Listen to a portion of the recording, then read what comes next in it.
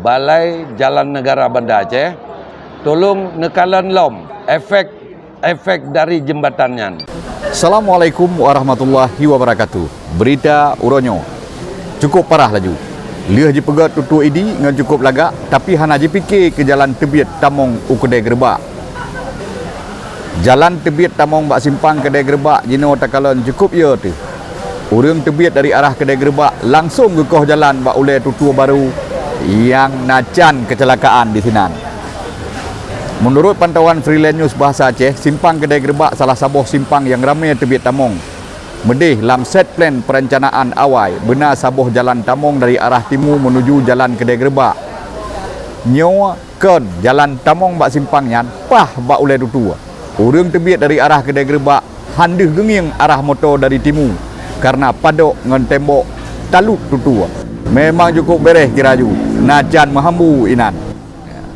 Tokoh masyarakat ini Asril Ibrahim bak Freelance News Bahasa Aceh ni bak Uro Rabu tanggal 12 bulan 1 tahun 2022 gilake pihak BPJN wilayah Sa Banda Aceh benar gepegak sabuh rambu di sinan atau lampu lalu lintas.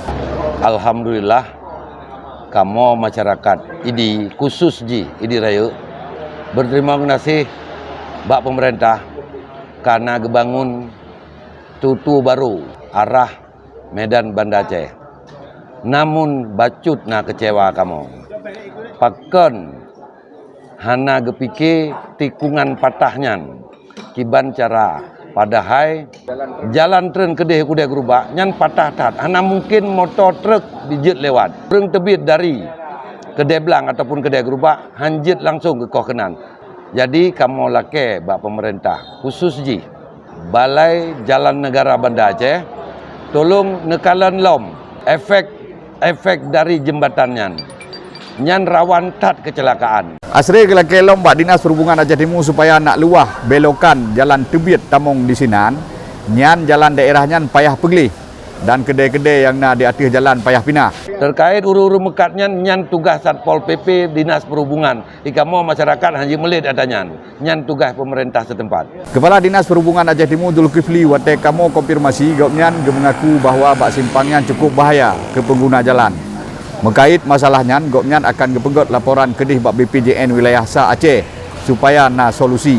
InsyaAllah yang kamu tepa bawa saji dalam 2 orang yang kau ikut jembatannya akan difungsikan, tetapi nak kendala-kendala yang terjadi di lapangan kamu akan berkoordinasi dengan Balai Jalan Nasional dan selapi lumpur sampau dengan Kepala PUPR Kabupaten Aceh Timur menyangkut dengan perlunya analisis dampak lalu lintas sehingga perlu sabuh rekayasa lalu lintas untuk baik terjadi kecelakaan di ujung jembatan.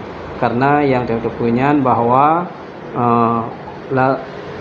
laju arus lalu lintas yang cukup kencang dan padat inan sehingga urun tebit daripada jalan Kedai Gerbak akan timbul kecelakaan. Maka perlu sebuah analisis.